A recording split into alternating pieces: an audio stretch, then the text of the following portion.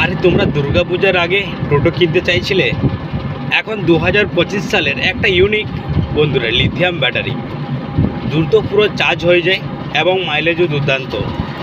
3 ঘন্টায় পুরো full charge হয়ে যায়। যদি তোমরা কেউ এই দুর্গাপূজার বাজারে নতুন ই রিক্সা কিনতে চাও, জিজা বা সিটি লাইফ, অবশ্যই তোমরা লিথিয়াম ব্যাটারি লাগাও, ঠিক আছে? দ্রুত চার্জ হচ্ছে এবং মাইলেজটাও কিন্তু ভালো। আর হচ্ছে ব্যাপারটা হচ্ছে একটা সমস্যাটা কী হচ্ছে, যখনই এটা চার্জ শেষ হয়ে যাবে সেখানে কিন্তু টোটোটা পুরো বন্ধ হয়ে যাবে। লিথিয়ামের সমস্যাটা এটা, কিন্তু দ্রুত চার্জ হয়ে যাচ্ছে। 2 ঘন্টায় মোটামুটি তোমার হাফ চার্জ হয়ে যাবে, ঠিক আছে?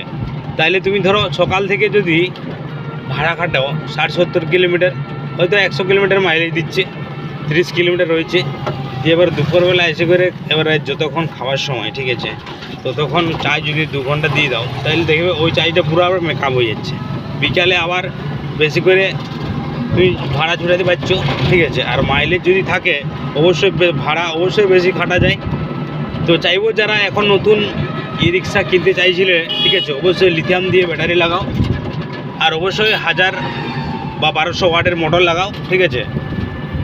আর অবশ্যই যারা ভিডিওটা দেখছো, যারা যদি কেউ নতুন হয়ে থাকে, অবশ্যই সবাই লাইক করবে, ঠিক আছে? আর দেখা হচ্ছে একটা পরবর্তী নেক্সট ভিডিওটা।